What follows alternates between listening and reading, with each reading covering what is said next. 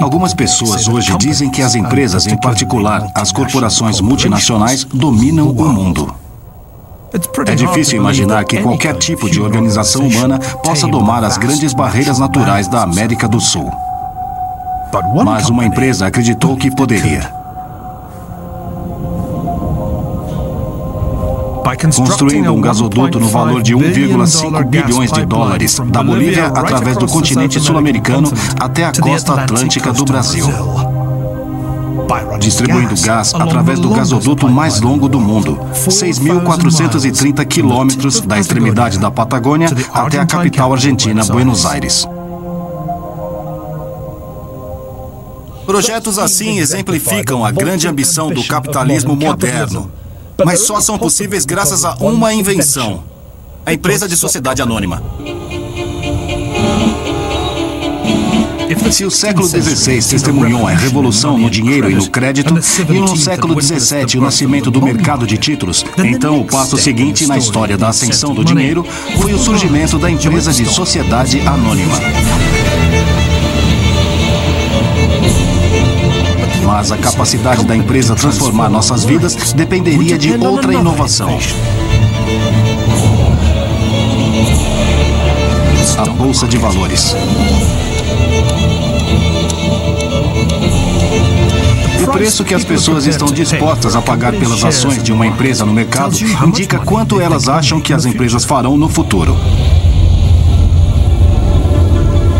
Mas como descobrimos nos últimos meses de agitação financeira, as bolsas de valores também podem ser bolsas de choque. O futuro é sempre incerto, mas os seres humanos tendem a ser muito otimistas. Quando os preços aqui na Bolsa de Valores de Nova York sobem de uma vez, é como se os investidores fossem tomados por uma euforia coletiva. O que o antigo presidente da Federal Reserve, Alan Greenspan, uma vez chamou de exuberância irracional. As bolsas de valores podem mesmo ser como bolhas de sabão. Nunca sabemos ao certo quando vão estourar. A exuberância foi especialmente irracional e o estouro particularmente doloroso para a empresa que propôs esses vastos projetos na América Latina. A Enron se tornou a maior fraude empresarial da história moderna dos Estados Unidos. Mas a Enron estava muito longe de ser o único esquema empresarial desde que as ações foram compradas e vendidas pela primeira vez há 400 anos. As práticas duvidosas que tornou famosas ainda vivem. Na verdade, foram um fator-chave para a crise financeira pela qual passamos hoje. Contabilidade adulterada? Preços de ações manipulados? Isso já foi feito por séculos. Nada ilustra mais claramente do que a história das bolhas do mercado de ações. A dificuldade que os seres humanos têm em aprender com a história.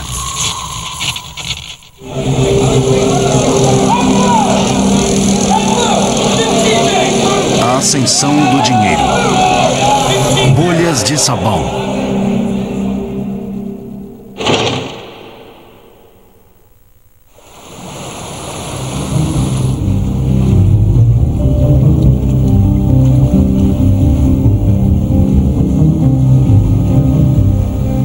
Escondida entre os muitos esplendores de Veneza, há uma pequena pista para uma das aventuras mais impressionantes de toda a história financeira.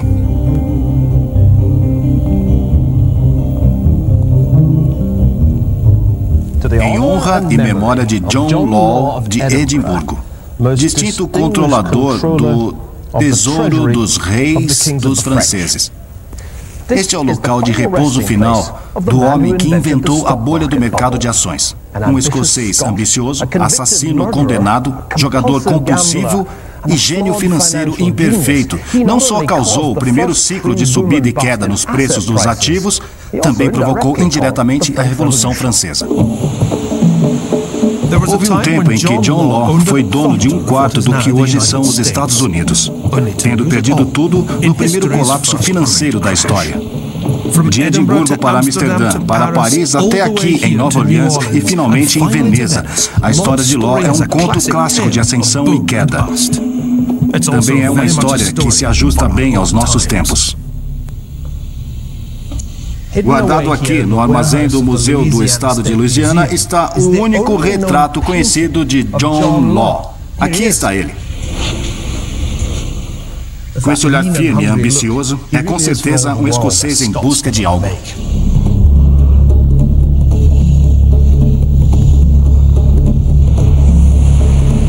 O caminho que levou Law da obscuridade à celebridade e à notoriedade é um caminho que muitos dos grandes apostadores no mercado de ações surgiram desde então. Law nasceu aqui em Edimburgo, em 1671, filho de um ourives bem-sucedido e herdeiro do Palácio de Lauriston.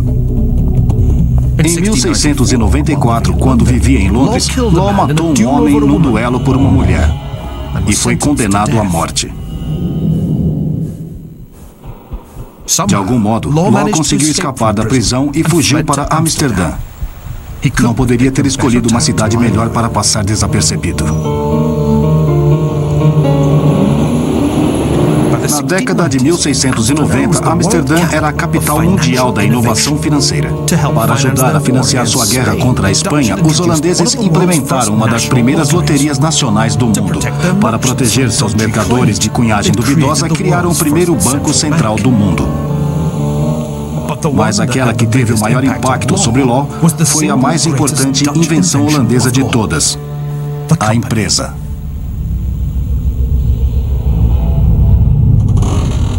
A história da empresa começou 100 anos antes da chegada de Law, quando os mercadores holandeses se espalharam por todo o mundo, da ilha de Manhattan ao Cabo da Boa Esperança.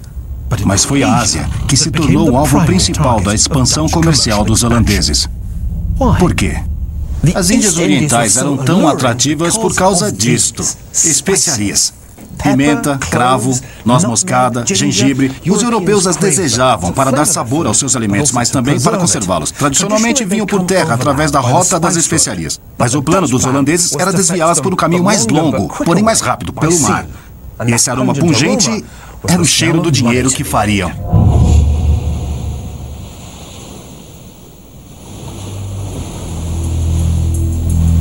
Este quadro mostra o retorno de uma das primeiras frotas holandesas do Oriente.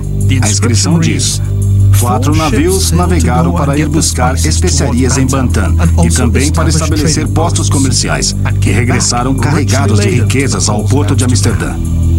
Saída em 1º de maio de 1598, retornou em 19 de julho de 1599. O comércio de especiarias asiáticas era tão lucrativo que apenas uma viagem pagava os custos de construção de um navio como este. Mas a viagem até o Oriente, passando pelo Cabo da Boa Esperança, era tão longa e tão perigosa que os mercadores tiveram que unir seus recursos e seus riscos. O resultado foram cerca de 6 novas empresas dedicadas ao comércio com o Oriente.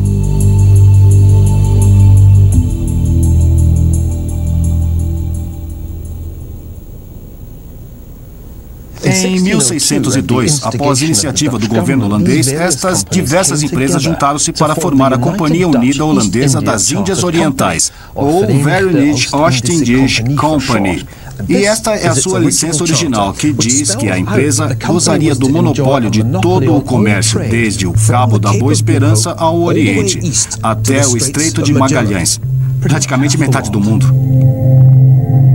A estrutura da nova entidade era inédita. O capital da empresa foi dividido de forma desigual entre as maiores cidades holandesas.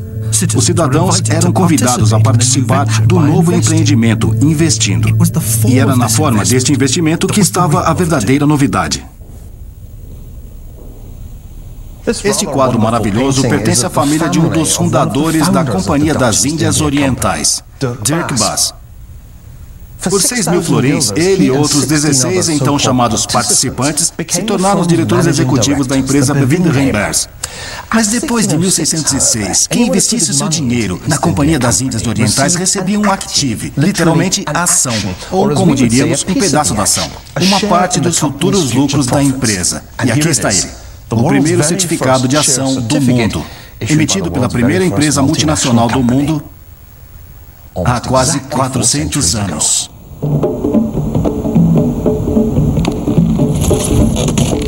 Três anos depois, Bass e os outros diretores declararam que todos os acionistas que quisessem recuperar o seu dinheiro não poderiam ser reembolsados, mas teriam que vender suas ações a outro investidor.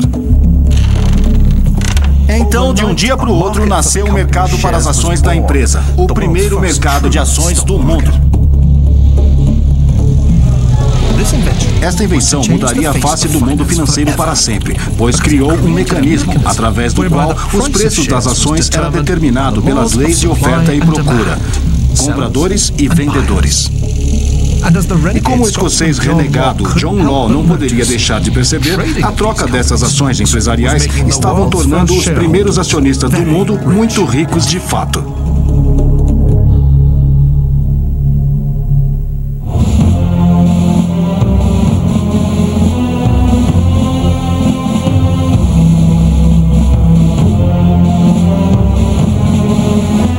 Em 1610, a primeira empresa de sociedade anônima, a Companhia Holandesa das Índias Orientais, estava pronta para conquistar o mundo.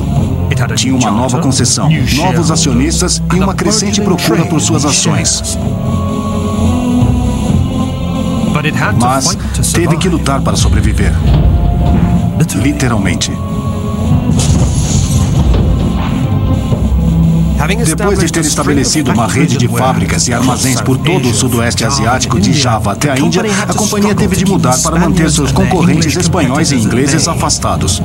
Com 40 navios de guerra e um exército privado de 10.000 soldados, os diretores da Companhia das Índias Orientais foram os primeiros tubarões empresariais.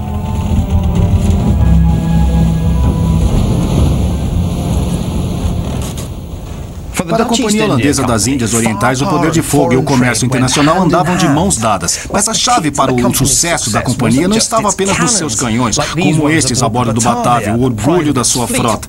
Como todas as grandes empresas, sabia combinar economias de escala com custos de transação reduzidos. É o que os economistas chamam de externalidade de rede, a capacidade de reunir informação entre múltiplos empregados e agentes. O Batavia era tanto um navio de guerra quanto uma empresa multinacional. A grande empresa interligada era simplesmente mais eficiente. Foi por isso que, na década de 1620, já tinha estabelecido um monopólio sobre as exportações e especiarias da Ásia para a Europa. A primeira multinacional do mundo estava tornando seus acionistas tremendamente ricos. Estou olhando aqui para o registro original dos acionistas da Companhia Holandesa das Índias Orientais e literalmente todas as pessoas daqui eram vencedoras. Se tivesse investido 1.000 florins na empresa quando ela foi criada em 1736, o seu investimento valeria 7.000. Durante toda a sua vida, a empresa pagou um dividendo médio anual de 16,5%. Praticamente todos os seus lucros eram distribuídos para os acionistas. O investimento inicial de Dirk Bass era de 6.000 florins. Se transformou numa fortuna de 500.000 florins.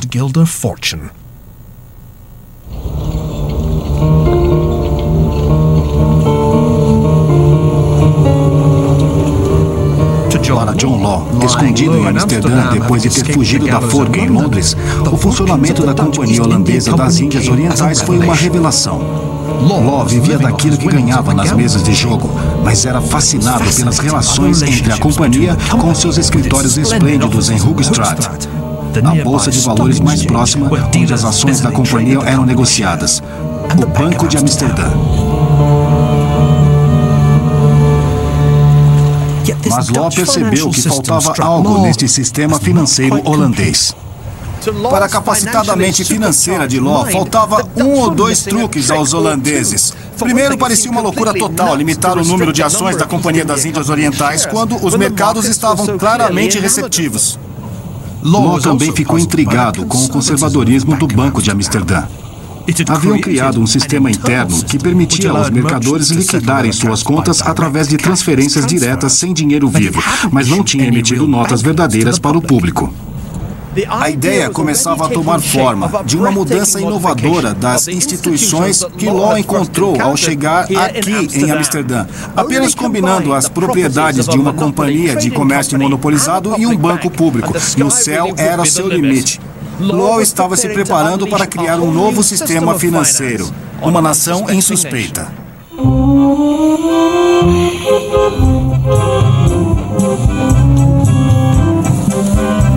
Em 1716, John Law chegou em Paris. Acreditava que a França seria o laboratório ideal para o que seria a maior experiência na história do mercado de ações. Mas por que os franceses lhe deram a oportunidade?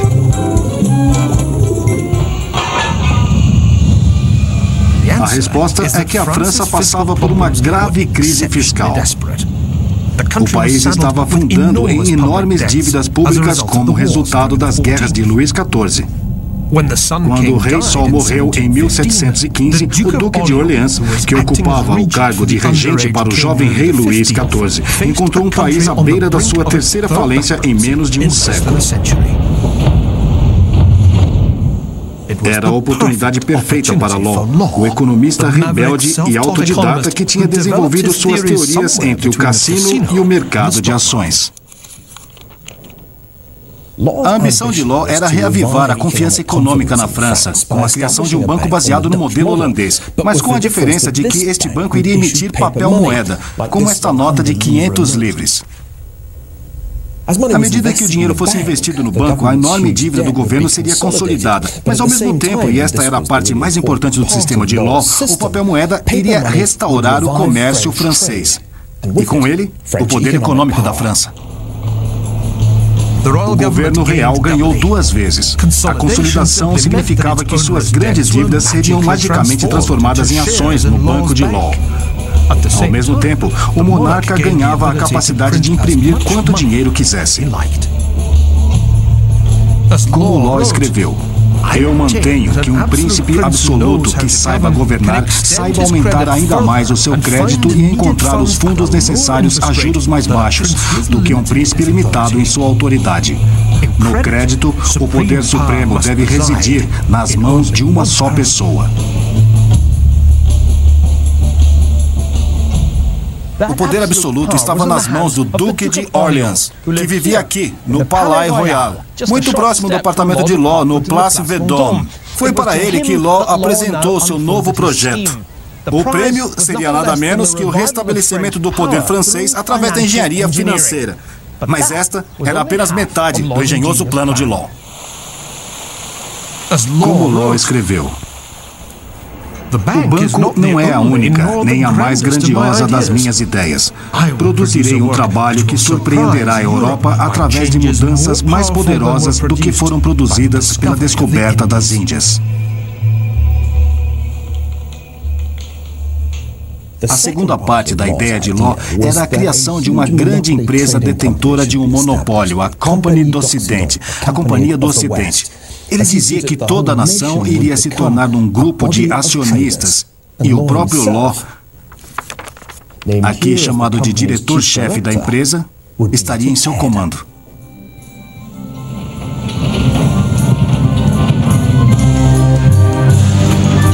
O foco desse esquema tremendamente ambicioso estaria na América, onde os franceses reclamaram uma vasta extensão de terra em ambos os lados do Mississippi, a Louisiana.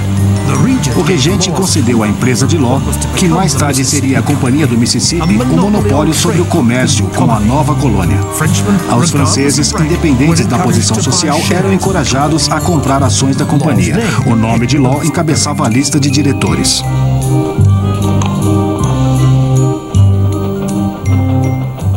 Em termos atuais, o que estes documentos nos dizem é que Law estava tentando obter uma reflação. E por que não? Em 1716, a França encontrava-se em depressão e o papel-moeda de Law ajudou a estimular a recuperação.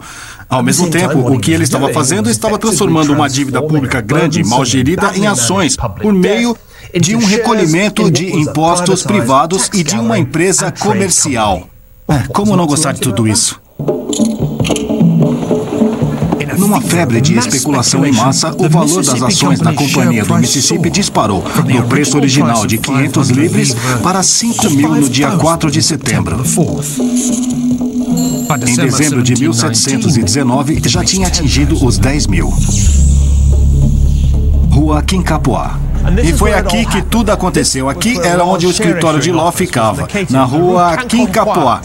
Podemos imaginar as cenas de frenesi aqui, quando metade de Paris desceu por esta viela estreita, desesperada por um pedaço da ação. Quanto mais alto era o preço, mais ações eles queriam comprar. Era um caso clássico de retroalimentação do mercado. Foi neste período agitado que o termo milionário surgiu pela primeira vez. Sim, os milionários, assim como os empreendedores, foram inventados na França. Em janeiro de 1720, John Law era o mais rico de todos. Luís XIV havia dito: "L'État, c'est moi." Eu sou o Estado. Agora, o escocês renegado John Law podia dizer: "L'économie, c'est moi." Eu sou a economia. Instalado em sua luxuosa suíte aqui na Place Vendôme, ali está o Hotel Ritz. Law tinha obtido a maior concentração de poder financeiro em suas mãos do que qualquer outro indivíduo na história francesa.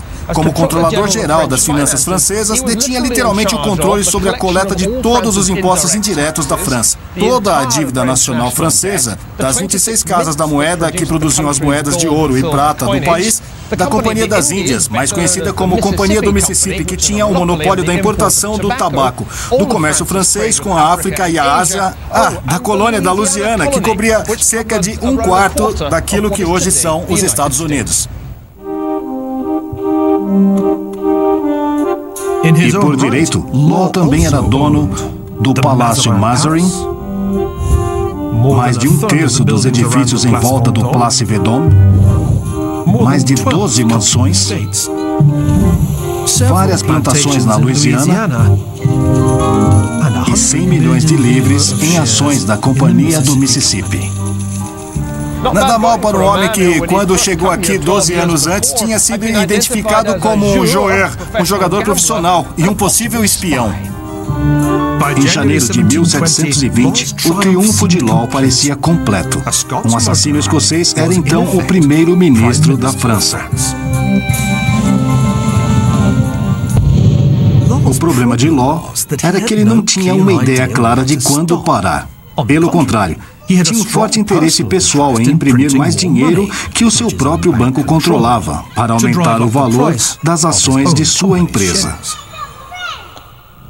Felizmente para Law, tanto seu banco como sua empresa agora operavam no mesmo prédio, o Palácio Mazarin, que por acaso também lhe pertencia. Então tudo o que precisava fazer para subir o preço das ações da empresa era caminhar pelo corredor da sala onde as ações eram emitidas até a sala onde o dinheiro era impresso. Pode-se dizer que Law tinha se tornado o maior negociador interno. Em essência, o sistema de Law era o que hoje chamamos de esquema Ponzi, nomeado assim devido ao lendário vigarista ítalo-americano Charles Ponzi. Para pagar os generosos lucros que promete ao primeiro lote de idiotas, o esquema Ponzi precisa de receber mais dinheiro do segundo lote de idiotas. No esquema de John Law, a aquisição de outras empresas e os dividendos generosos que Law pagava eram financiados não a partir dos lucros da empresa, mas pela venda de novas ações.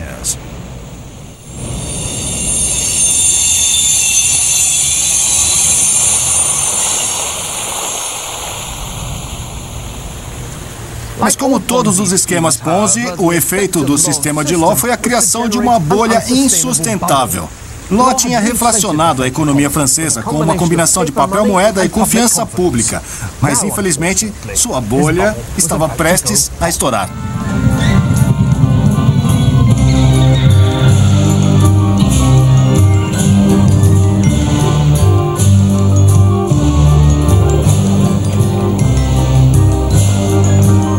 No início de 720, a França estava tomada por uma febre, a bolha do Mississippi. Mas o homem responsável, o escocês renegado, assassino e jogador John Law, que se tornou mestre de toda a economia francesa, estava à beira de descobrir uma lei inviolável das finanças. As árvores não crescem até o céu.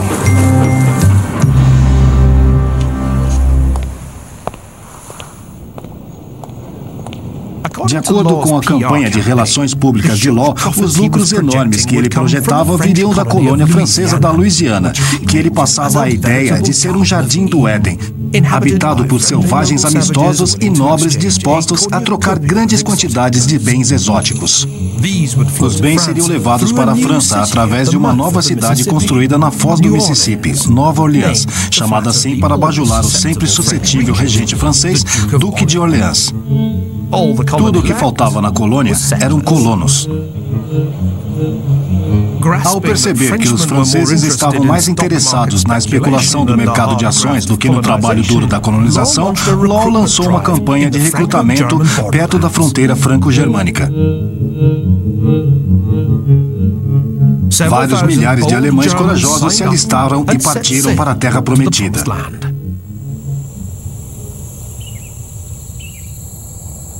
Eles acabaram aqui. Essa triste vista da Louisiana foi a primeira que os imigrantes tiveram. Um pântano infestado de insetos. Em menos de um ano, 80% dos colonos morreram de fome ou de doenças tropicais como a febre amarela. Infelizmente para Law, o principal ativo da Companhia do Mississippi, o monopólio sobre o comércio com a Louisiana, parecia ser mais ou menos inútil. Como um documento holandês descreve, esta é a maravilhosa terra do Mississippi, famosa pela negociação de ações que, através da mentira e da conduta desonesta, dilapidou inúmeros tesouros. Independente de como o homem olhe para as ações, são vento e fumaça e nada mais. Para Law, o sucesso econômico dependia da confiança. Mas isso foi abuso de confiança.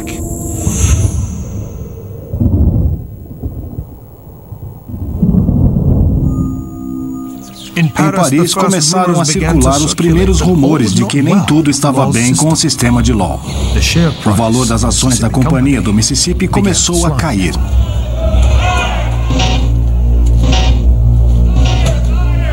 Numa tentativa desesperada de evitar o colapso, Law pediu ao Duque de Orleans para cortar o preço oficial por ação de 9.000 libras para 5.000.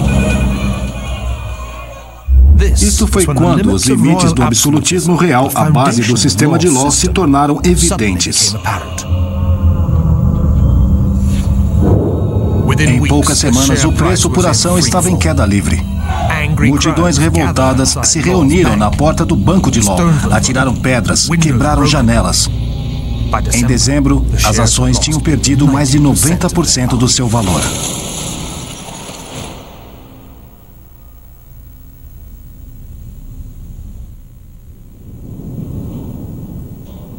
Este mapa francês de 1730 nos dá uma representação visual extraordinária da primeira bolha do mercado de ações no mundo. Aqui no topo está a deusa Fortuna, despejando bens do seu chifre da abundância. Aqui estão os investidores felizes recebendo suas ações da Companhia do Mississippi das mãos de querubins. Mais abaixo estão outros querubins rasgando as ações, ao lado de uma prensa despedaçada. E existem mais do que querubins soprando bolhas. À direita estão 4 homens com olhares muito infelizes. Um deles está se preparando para cometer suicídio, caindo sobre sua espada. Como se fosse furada por uma espada, a bolha do Mississippi estourou. Foi neste momento que Law, visto como vilão pelo povo francês, fugiu do país. Nunca mais viu sua esposa e sua filha. Passou o resto da sua vida em Veneza, dividindo seu tempo entre escrever cartas longas e autojustificatórias e o jogo. Morreu em 1729.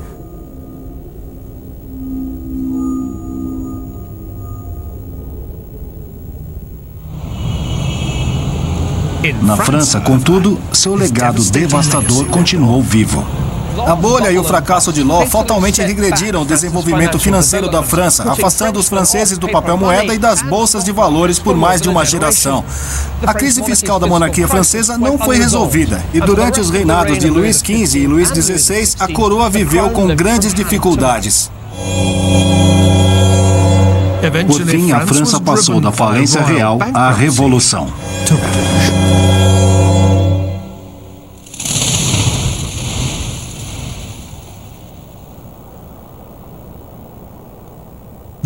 A bolha do Mississippi de 1719 foi a primeira bolha especulativa da história, mas não foi de forma alguma a maior.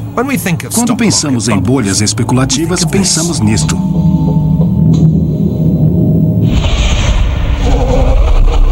O pesadelo que atormenta a finança mundial e que regressou nos últimos meses para nos atormentar é de que pode haver sempre um colapso que se equipare ao grande colapso de Wall Street, que começou em 24 de outubro de 1929, a Quinta-feira Negra.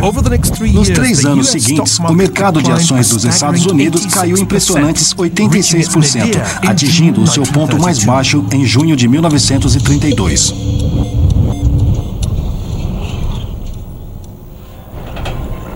O que foi pior é que esta deflação no preço das ações foi acompanhada pela pior depressão em toda a história.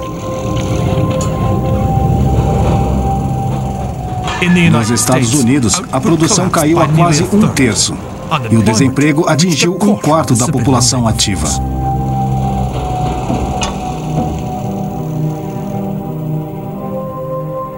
Por que o colapso financeiro de 1929 aconteceu? Por que é que todas estas crises acontecem?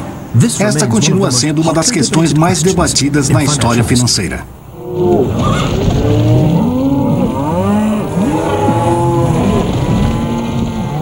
Existe todo tipo de explicações técnicas para o colapso das bolsas de valores, mas no fundo, tudo se resume ao comportamento de manada.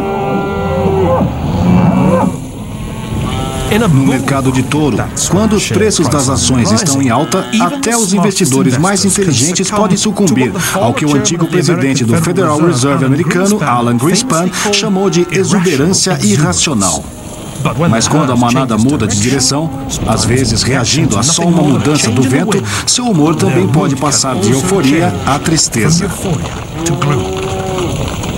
A manada foge em pânico. Quando uma vaca se assusta, esse medo se espalha para o resto da manada e elas fogem. As outras não sabem por que estão com medo, só sentem medo e correm. O medo se sobrepõe a qualquer pensamento racional. Até tudo terminar. No jargão do mercado, os compradores se transformam em vendedores, os bois em ursos. Apesar da metáfora zoológica, a questão é que os mercados são espelhos da psique humana. Como Homo sapiens, estão sujeitos a mudanças de humor, da ganância ao medo. Podem sofrer depressões e, às vezes, podem viver colapsos terríveis. Isso acontece com mais frequência do que algumas teorias financeiras nos levariam a suspeitar, mas não com tanta frequência que nos deixe preparados para a próxima crise. Se as oscilações dos mercados financeiros pudessem ser estatisticamente distribuídos como a medida da nossa altura, dificilmente haveria crise. A maioria dos meses ficaria dentro da média, com apenas alguns números com altos e baixos extremos. Convenhamos, não são muitos que medem mais de 1,20 de altura ou mais de 2,40.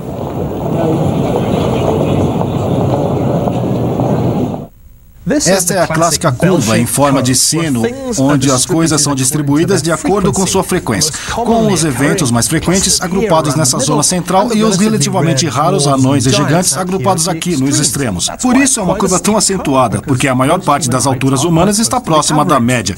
Mas se aplicarmos o mesmo princípio aos mercados financeiros para as oscilações diárias nas bolsas de valores, temos uma coisa que se assemelha mais a isto, com poucas oscilações relativamente pequenas e mais oscilações acentuadas de queda ou de aumento. E é isto que os estatísticos se referem quando falam de caudas longas ou caudas gordas. Se as oscilações dos mercados fossem distribuídas como as nossas alturas, uma queda de 10% aconteceria apenas uma vez a cada 500 anos. E quedas anuais de 20% nas bolsas de valores seriam raras, como as pessoas que têm 2,10 metros de altura. Quando, na verdade, já ocorreram 7 crises dessas no último século. Acontece que aqueles que temiam que o breve pânico de outubro de 1987 se tornasse a próxima grande crise estavam errados. O mercado teve um mês realmente ruim, mas passou. Mas essa bolha forneceu uma oportunidade de ouro para a fraude empresarial. A Companhia do Mississippi de John Law foi para a bolha que iniciou o século XVIII, o mesmo que a outra empresa que foi para a bolha que terminou o século XX. Era uma empresa que prometia aos seus investidores uma riqueza além dos maiores sonhos de avareza. Uma empresa que afirmava ter reinventado todo o sistema financeiro e era uma empresa que tirava partido das suas ligações políticas privilegiadas para chegar ao topo do mercado de ações. Nomeada pela revista Fortune a empresa mais inovadora da América durante 6 anos consecutivos, essa empresa foi Enron. 7 anos após seu colapso, muitos de nós atiramos a Enron na lata de lixo da história financeira. Mas ela foi pioneira em muitas práticas empresariais duvidosas que ainda nos assolam nos dias de hoje.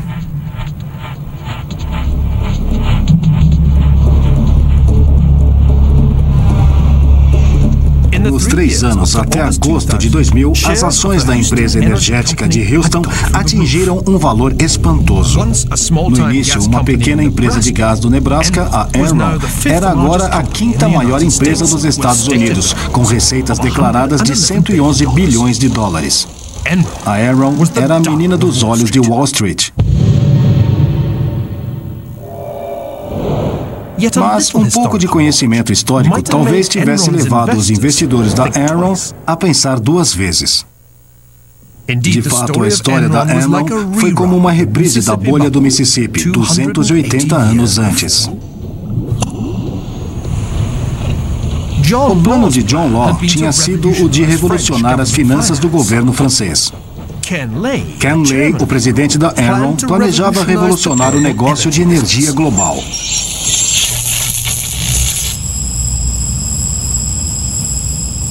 Por anos, a indústria foi dominada por enormes companhias públicas que tanto produziam a energia, extraindo gás e gerando eletricidade e as vendia aos consumidores. A grande ideia de Lay foi criar um tipo de banco de energia que funcionaria como intermediário entre os fornecedores e consumidores. Seu sonho era tornar a Enron a maior empresa energética do mundo.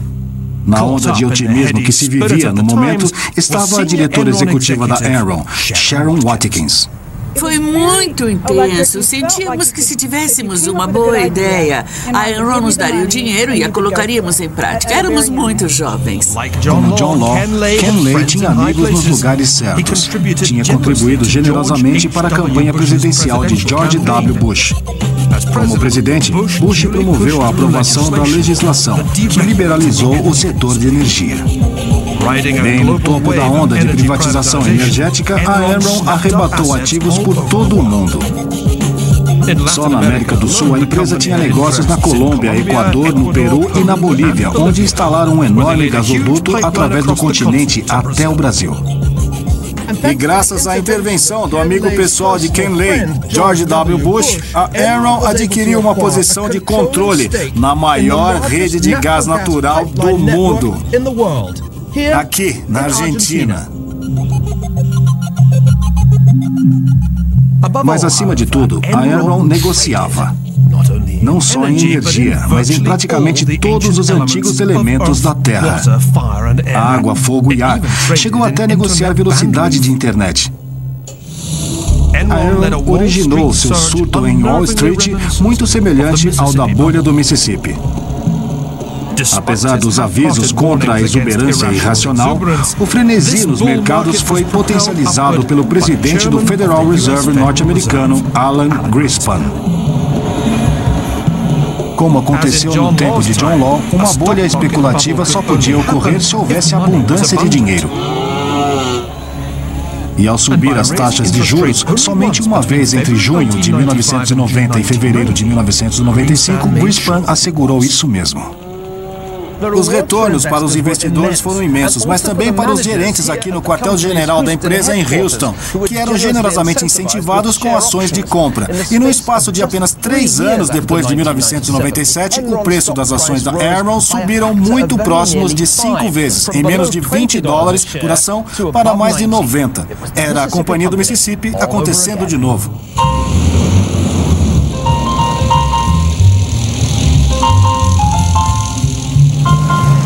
Nenhuma cidade acostumada com a vida extravagante e sustentada pelo petróleo tinha visto algo assim. Era aqui que Ken Lay e os executivos da Enron viviam, em River Oaks, o bairro mais exclusivo de Houston. No último ano da sua existência, a Enron pagou a cada um dos seus 140 principais executivos uma média de 5,3 milhões de dólares. As vendas de automóveis de luxo bateram recordes. Recebíamos bônus equivalente ao salário anual multiplicado. Não ficamos satisfeitos por receber uma porcentagem, talvez 75% do salário anual. Não queríamos porcentagem, queríamos 2 vezes o salário anual, 3 vezes, 4 vezes o salário anual, como bônus. E Lay, o pilar da sociedade, exigia os mais elevados padrões morais para a sua empresa. A Enron é uma empresa que lida com todos. Com a maior integridade, cumprimos todas as regras, mantemos nossa palavra, cumprimos o que dizemos e assumimos nossa palavra. O único problema é que, assim como o sistema de John Law, o sistema da Enron era uma fraude elaborada. El Paso? Olá, aqui é o David da Enron. É que não há muita demanda de energia, estamos ficando preocupados. Nessa gravação, um executivo da Enron discute com a companhia elétrica de El Paso como deixar os consumidores da Califórnia reféns, fechando centrais de distribuição para limitar o fornecimento de eletricidade. Se vocês desligassem uma central, quanto tempo levaria para religá-la? 3 ou 4 horas? Isso mesmo.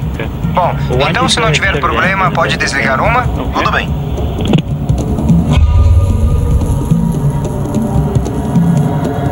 O resultado não foi os preços mais altos que a Enron queria, mas também, apesar de haver muita energia disponível, apagões frequentes para os consumidores.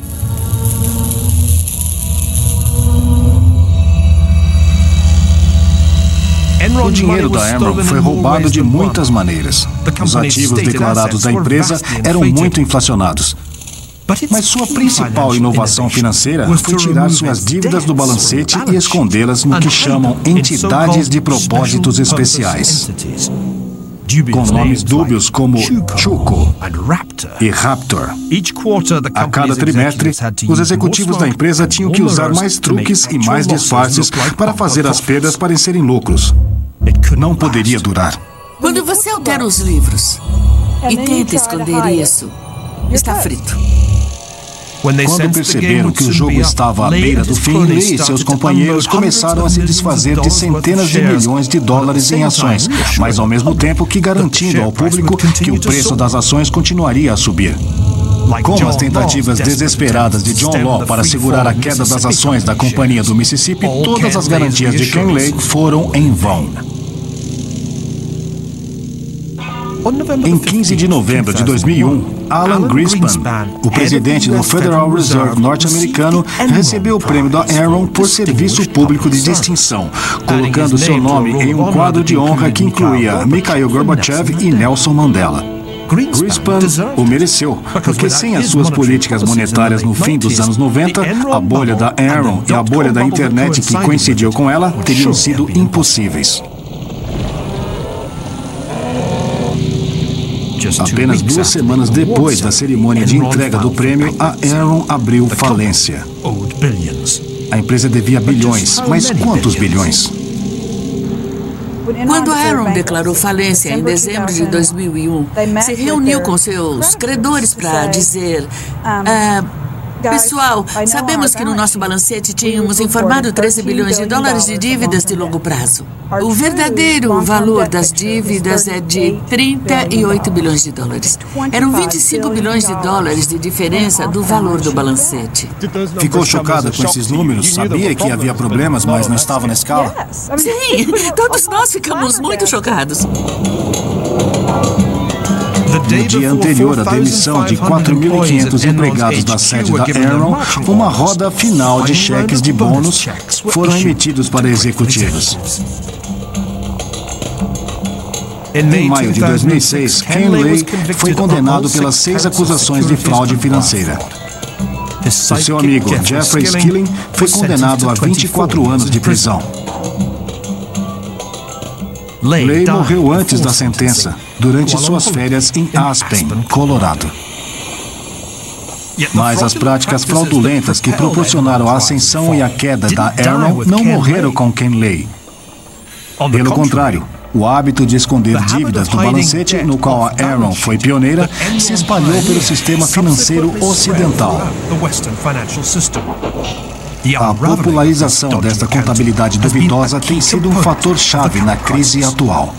Em muitos aspectos, acho que o problema da Aaron estava numa placa de Petri e que o germe se espalhou pelos mercados financeiros. Alguns deles vêm de negociadores e gerentes da Aaron que trabalham hoje em bancos e no setor energético. A podridão está em todo lugar nos mercados financeiros.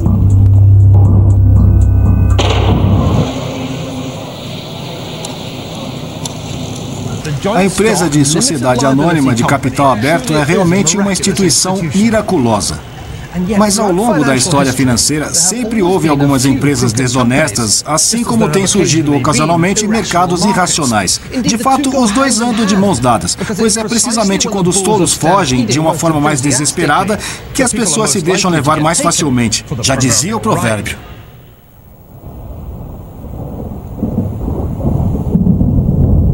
Como vimos no último ano, o caminho dos mercados financeiros nunca é suave como queremos.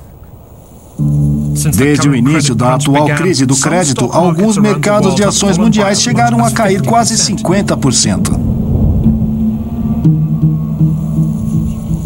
Enquanto nossas expectativas de futuro continuarem oscilando do otimismo excessivo ao pessimismo excessivo, da ganância ao medo, o valor das ações continuará a riscar uma linha não muito diferente dos picos recortados e irregulares dos Andes. Como investidores, só temos que esperar que quando tivermos que descer do cume da euforia, seja suavemente com esquis debaixo dos pés, e não de um penhasco íngreme. Mas será que não há nada que possamos fazer para nos proteger de quedas reais e metafóricas? Como veremos no próximo episódio de A Ascensão do Dinheiro, o mundo financeiro é tanto sobre risco como sobre lucro. E a grande questão é: você está assegurado ou está coberto?